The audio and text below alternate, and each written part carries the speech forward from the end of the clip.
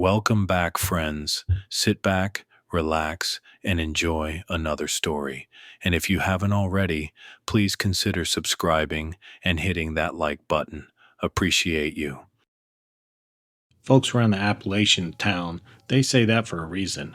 Because there are places deep in the woods where people went in and never came out. And worse, where people stayed. Twisted, forgotten, feral. I learned that the hard way. My name's Mike. 3 years ago, me and my best friend Pete, we camped in a spot called Ash Hallow. Off trail, hidden deep. We wanted something wild, quiet, isolated, off grid. And that's exactly what we got. But only I came back. It started like a normal trip campfire, whiskey, stars so bright they lit the ground. For the second night, we started hearing things footsteps, snapping twigs, low, hacking laughter from somewhere in the dark, clicking sounds. Pete thought it was coyotes, but I knew better. That's when I woke up around 3 a.m. Tent was wide open. Pete was gone. I found one boot and drag marks leading into the trees. I ran, didn't even pack up, and I never forgave myself for that.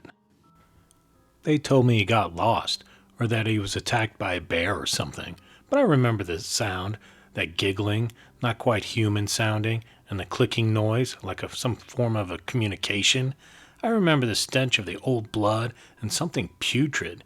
3 years later, I still couldn't sleep, so I made a decision. I was going to go back. Not for closure, for revenge.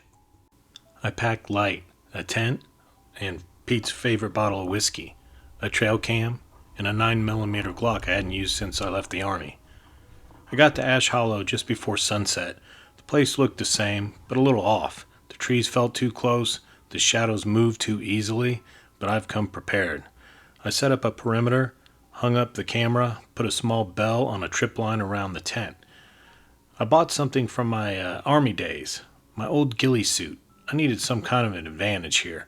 They knew the land, I didn't, so I won't be sleeping in the tent tonight.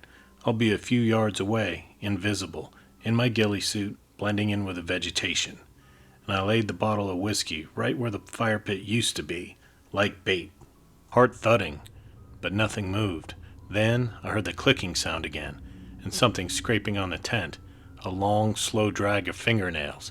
I stood up, gun drawn. Nothing, but the whiskey bottle was gone. Then I heard the giggle, the same throat-scraping childlike cackle. It came from the trees, left side, then again, closer, on the right.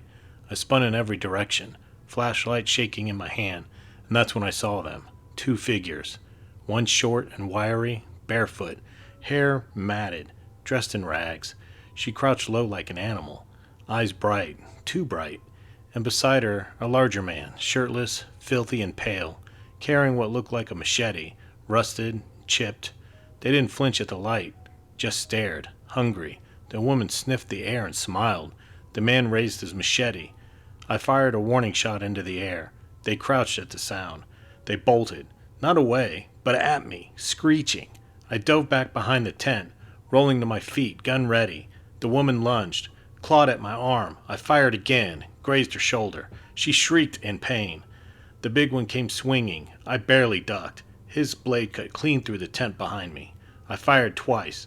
One missed, the other hit him in the chest. He stumbled and fell. The small one ran and melted into the woods.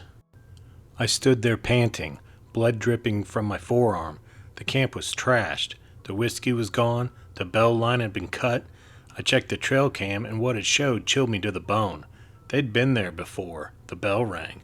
Hours before. Watching, lurking, just beyond the trees. How did I not see them? I stayed up till dawn, gun shaking in my grip. That little one never came back, but I could hear them. Whispers, footsteps, and that clicking sound. When the sun broke through the trees, I packed what I could and I ran. Didn't stop until I hit pavement. I took the footage to the rangers. They said it was fake or people in costumes, but they never went up there to check. I know what I saw, and I know what's up there. Well, -1. They weren't monsters. Not exactly. They weren't people either. Somewhere in between. But the mountains took their minds, and the woods shaped their hearts. Now they hunt, and now they remember.